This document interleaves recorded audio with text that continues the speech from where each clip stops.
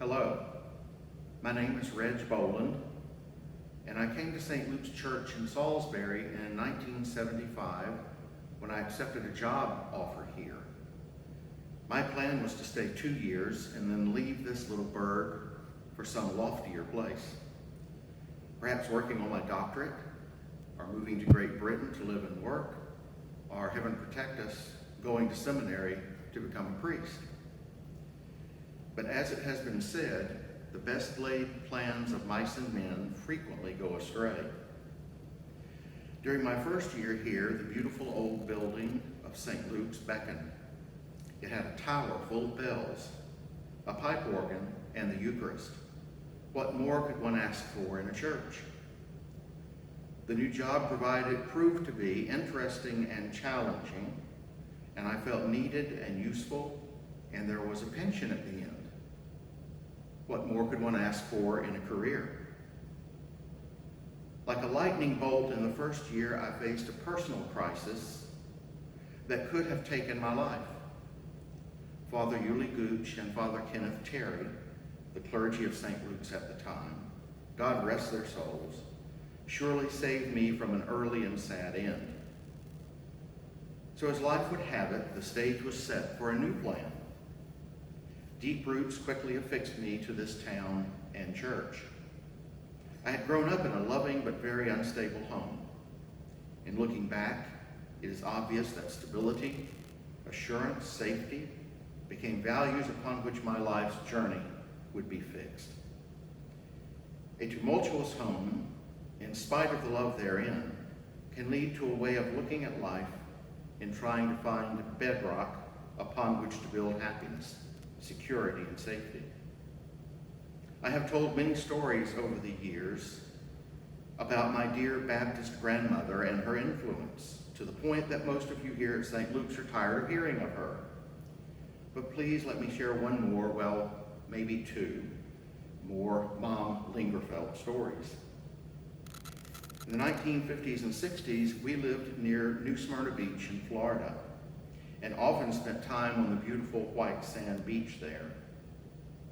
Never missing an opportunity to teach me a Bible lesson, one visit, as I sat on the ground, sand building a sand castle, and the surf crept closer and threatened to invade my moat, Mom Lingerfeld stood beside me in her cotton print dress, with her bluish tinted hair, her string of fake Barbara Bush beads, and an umbrella to shield her from the Florida sun, and she said, "Now, wee Reggie," I know it's hard to believe, "wee Reggie, see how quickly and easily your castle built of sand can be destroyed.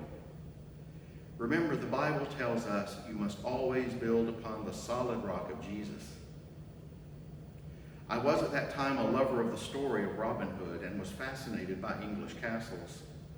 The solid rock of Jesus immediately took on the appearance of one of those lofty, grand, and intriguing fortresses where one found safety and refuge. Looking down at my pitiful, collapsing little sand castle of sand, that image of Jesus as the rock, the fortress, was burned into my psyche. I'm remembering this through the thick fog of the passage of 65 or 66 years, but the memory has remained vivid and powerful to this day. Matthew 7, verses 24 through 27 says, "Therefore, everyone who hears these words of mine and puts them into practice is like a wise person who built a house on the rock. The rain came down, the streams rose, and the winds blew and beat against that house, yet it did not fall, because its foundations were on the rock. But everyone who hears these words of mine and does not put them into practice is like a foolish person who built a house on sand. The rain came down, the streams rose, and the winds blew and beat against that house, and it fell with a great crash." Often when a storm was raging in the living room of our home between my mother and father, my grandmother would take to her bed in the room we shared and begin to sing hymns. As the noise and tumult of that storm carried on, my grandmother would increase the volume of her singing to drown it out. One she used often for that purpose was Rock of Ages. I would withdraw into my vision of my own castle and raise the drawbridge and feel safe in Jesus' arms.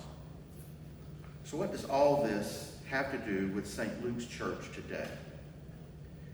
The sum of our days on earth, good, bad, and indifferent, hopefully imparts a wee bit of insight and heartfelt gratitude worth sharing with those you love. Here are my thoughts and prayers for good old St. Luke's. Don't think of this building, but think of this community of faith, this believing, striving church family, this bedrock of good people seeking from generation to generation to know and to do the will of God through tragedy, triumph, happiness, and despair.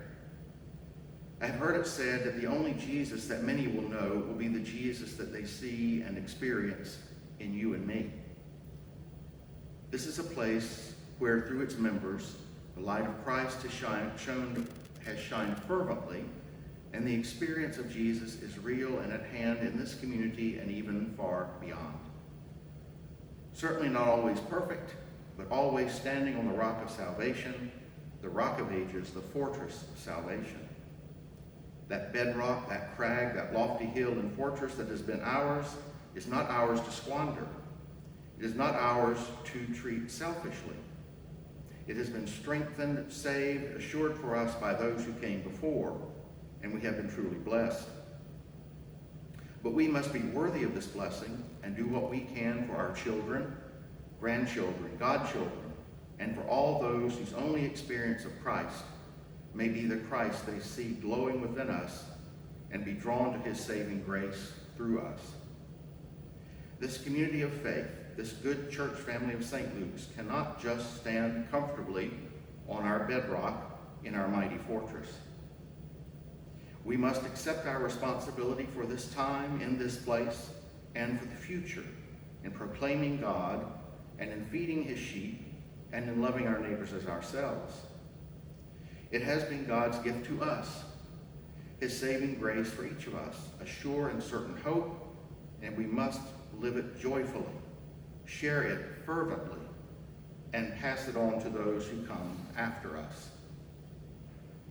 All of us experience both good and bad things in our life. Those of us who proclaim Christianity, who believe in the incarnated Christ, are surrounded and strengthened by our faith and our God, and blessed with the ever-powerful grace that is freely bestowed upon us. Treasure it, and do all you can to sustain it for a future which needs it. To personally express my gratitude for what this church has meant to me, I would like to share and paraphrase a favorite quote. Gratitude was the final response that life called for. Gratitude for the very briefness of living that made it so precious, for the hunger and thirst that made its fullness, the madness that gave it reason. Gratitude above all else for my church family, loved ones living and gone, those companions known and unknown, who gave life its truest meaning and made the havoc road to redemption a journey of strangeness and wonder, who made one believe at last with whole heart in all the dark splendor, all the glorious beauty of the world and its creator. Francis Griswold, 1939. Thank you very much, and God bless you.